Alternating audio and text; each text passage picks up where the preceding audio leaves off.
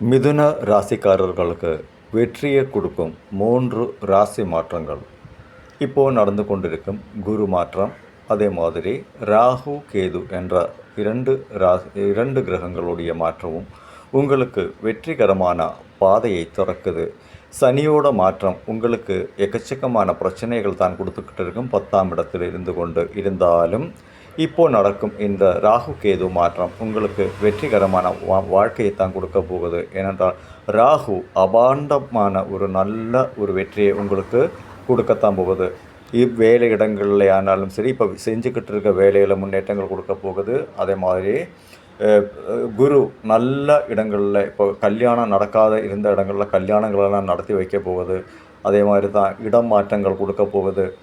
கேது தொந்தரவு கொடுத்தா கூடி ராகு உங்களுக்கு எப்போதுமே நன்மை தான் செய்ய போகுது.